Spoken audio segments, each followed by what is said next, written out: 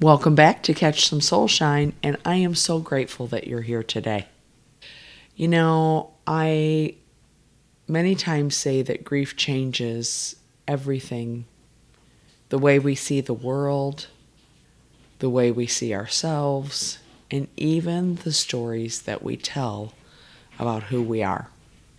For a long time after my own losses, my story sounded like sorrow, guilt, and a lot of what ifs. But something shifted the moment I realized I could rewrite. I could still honor my pain and choose to find purpose within it. That's really what today's episode is all about. How to turn your pain into purpose. Reclaiming the way you see the world with one word, one breath, one truth at a time. So grab some tea and grab a journal, because let's talk about what happens when we give ourselves permission to tell a new story. So in this first segment, I want to talk about how grief really reshapes your identity. I often say I'm dawn before grief and dawn after grief. Why is that? Because we hold dreams about our lives and our loved ones, and we don't just lose them, we lose the version of ourselves that existed with them.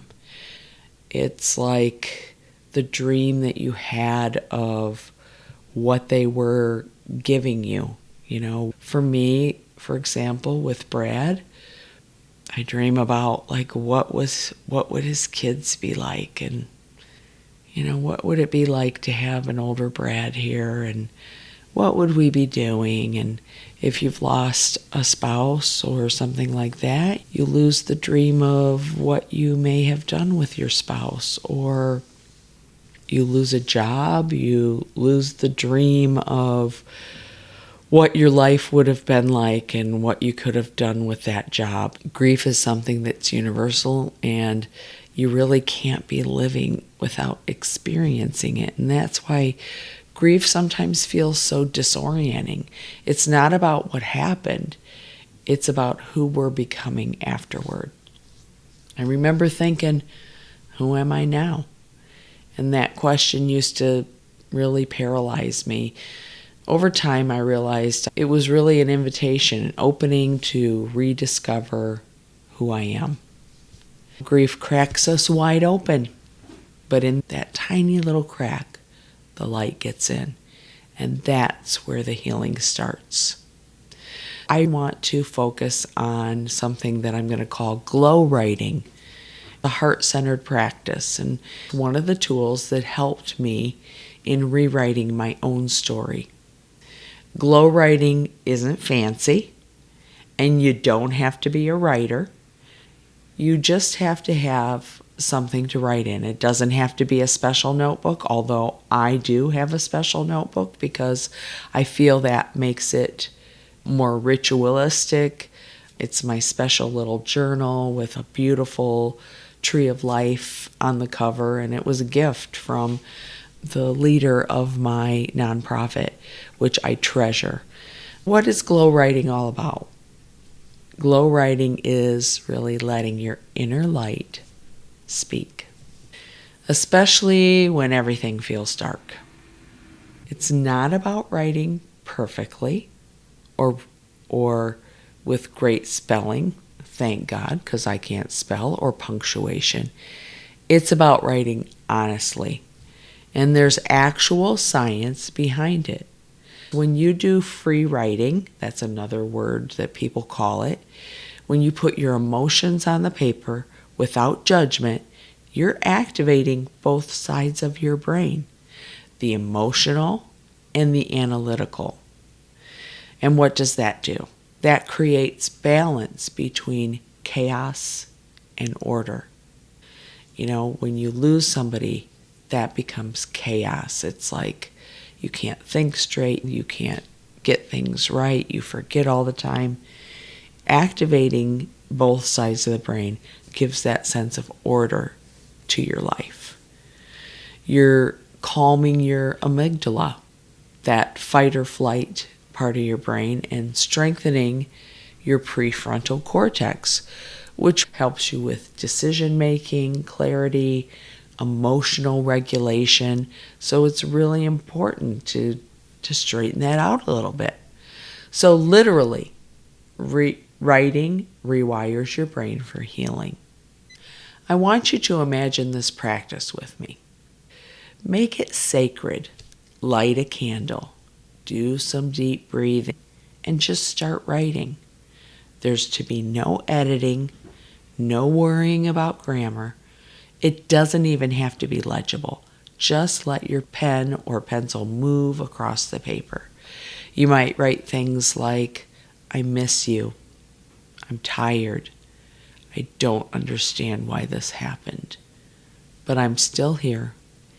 And maybe I'm ready to feel something new. Whatever comes out, it doesn't have to be perfect because it's yours. Just let it flow onto the paper. That is what glow writing is all about. It's your heart speaking through your pen or your pencil. After you finish, I want you to look back over your words and find one line that feels like light. Something that feels a little bit softer, a little bit truer. Maybe it's, I'm still standing. Maybe it's, love never left me. Maybe it's, I'm learning to trust what's happening in my life. Those are your glow words. For example, with me, I kind of wrote about my experience with my latest fundraiser for addiction recovery.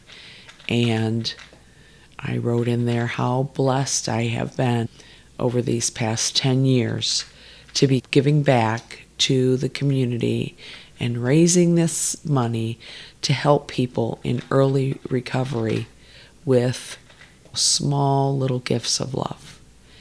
It's been an honor and a pleasure to serve this organization. And I'm still going to serve the organization, but at this last Steps of Change, I handed off the torch to somebody younger to take over the planning and the nitty-gritty, all the behind the scenes that took up a tremendous amount of my time.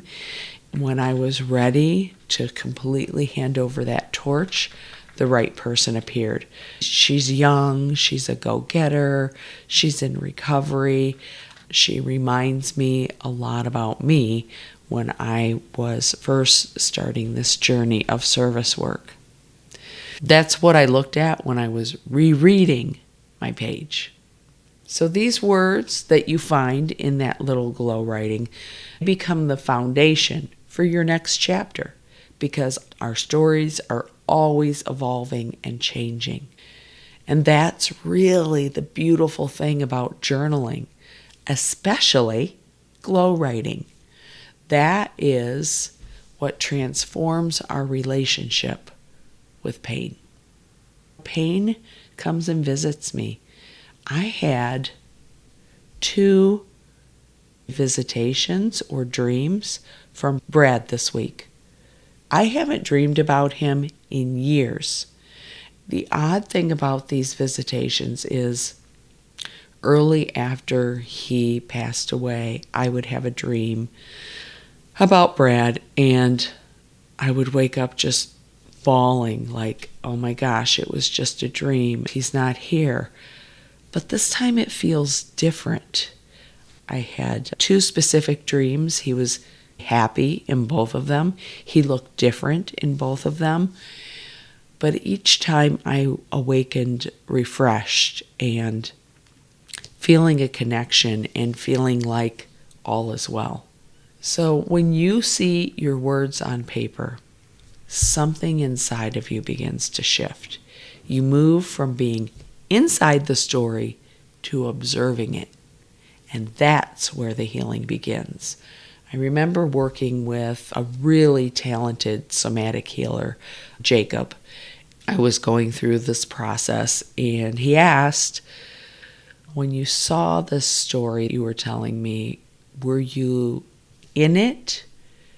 Were you feeling like you were inside of it, or were you telling me a story as you were observing it? And I thought it was wrong to say I was observing it.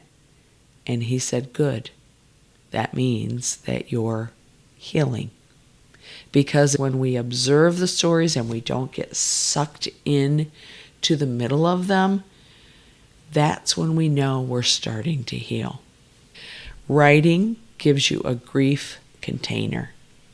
It becomes something outside of you instead of trapped within you.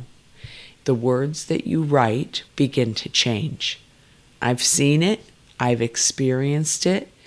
My earlier pages, when I used to journal, are full of anger, confusion, sadness.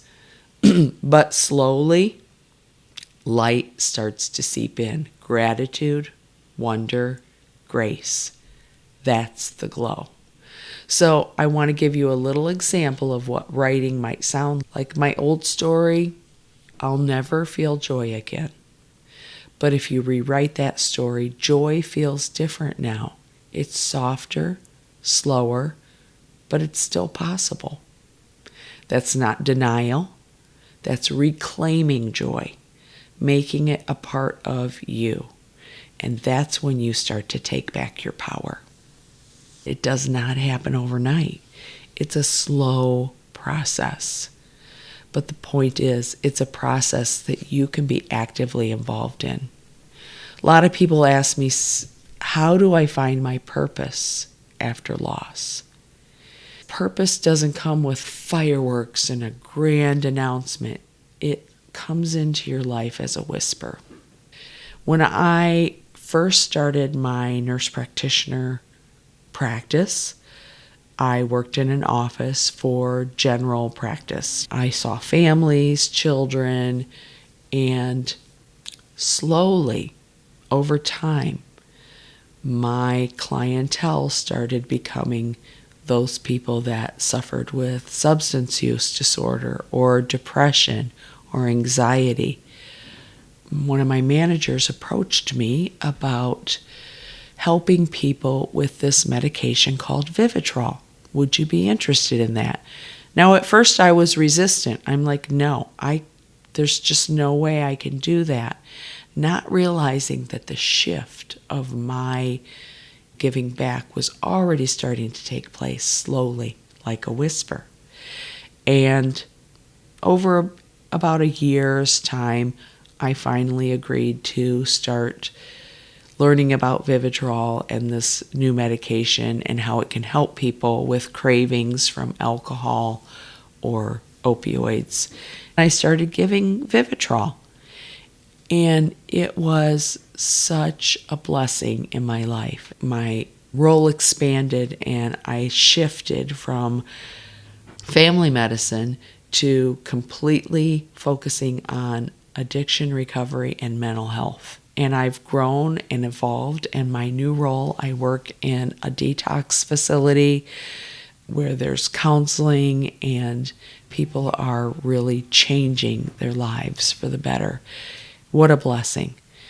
I'm not suggesting that your job or your whole life will shift, but if you look for these little whispers in your life, something that's important to you, something that you know you can make a difference at, or maybe you don't even know.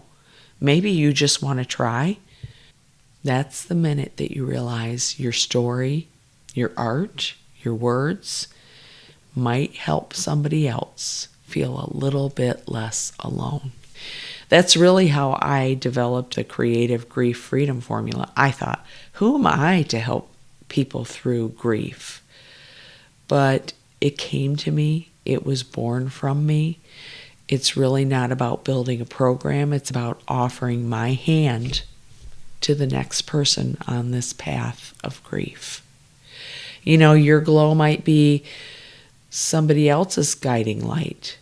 I don't know what you want to do, but I know that if you listen and you practice your glow writing, you can call that in little tiny whispers.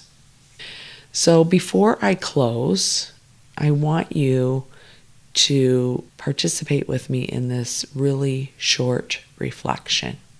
I'm going to have you take some deep breaths. Remember, in for 4, hold for 2, and out for 8.